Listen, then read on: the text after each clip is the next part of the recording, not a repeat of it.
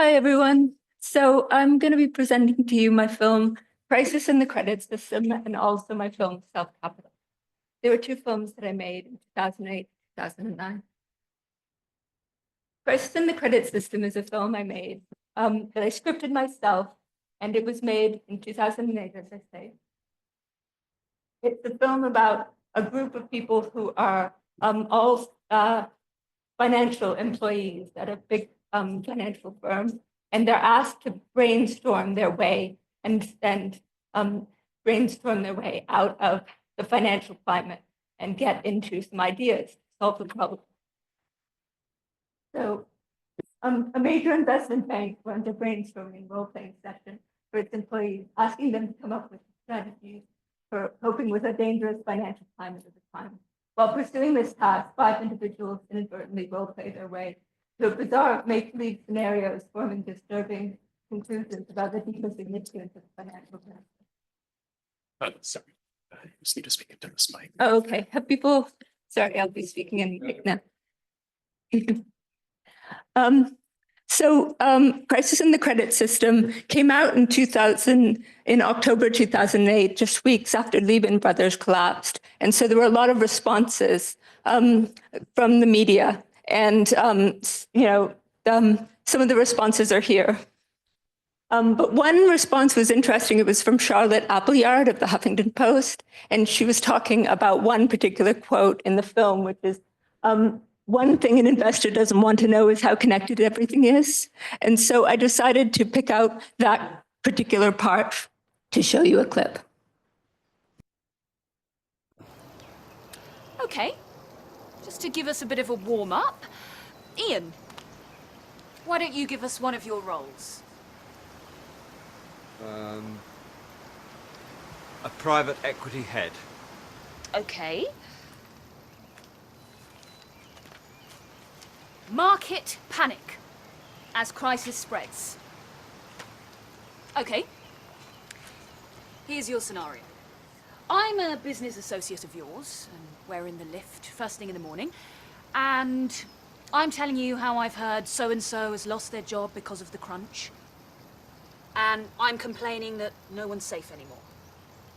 What do you say in response? Now, give me something I'm not expecting.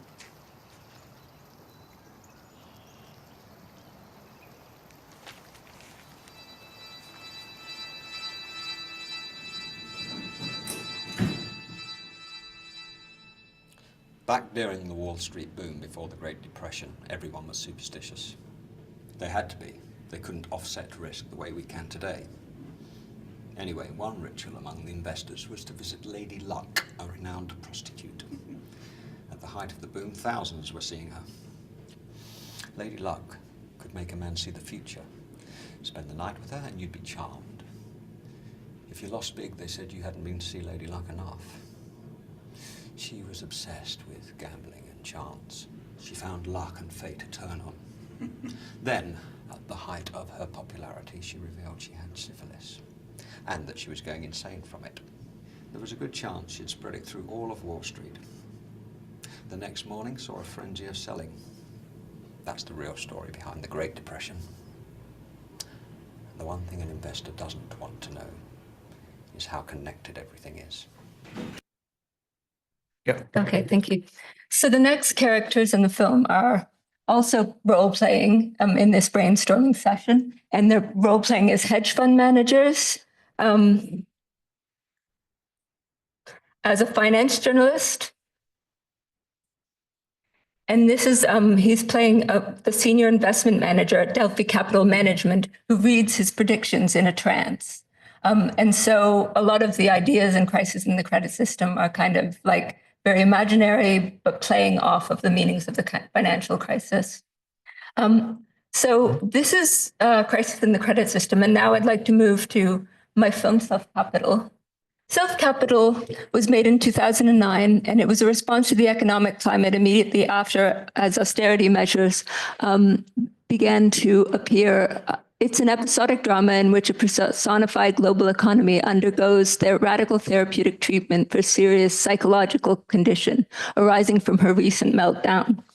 So this character playing the global economy is played by one actress.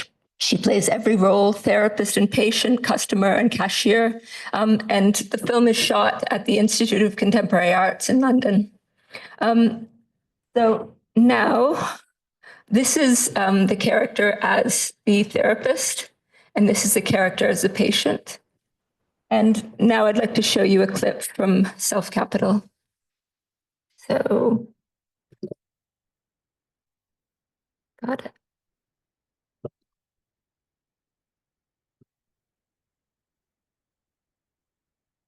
Sorry.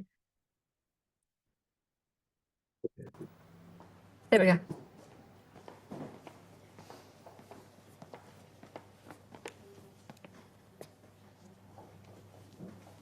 Hello. Hi. Can I pay? What? I said pay. Huh? Pardon? What? Can I pay? By card? No, by me. By yourself? Yes, myself. With yourself? Yes, please. Okay. What's this? You're paying. Oh, okay. For what? Well, there's this. How much? 12. Right.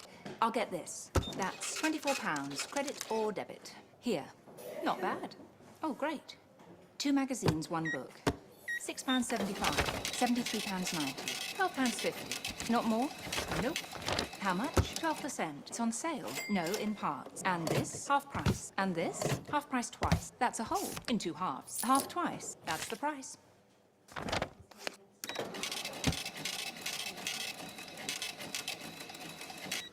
Cost? I'm 35.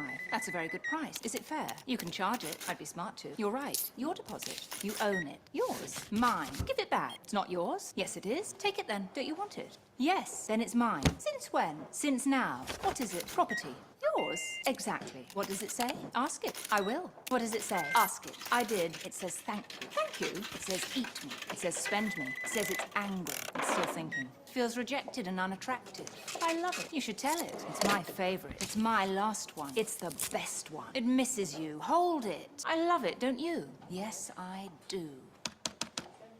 So now, you must work. And then you eat. And then you sleep. And then you work. And then reproduce. Oh, and then what? Do it again. But what? Get paid less. Ah.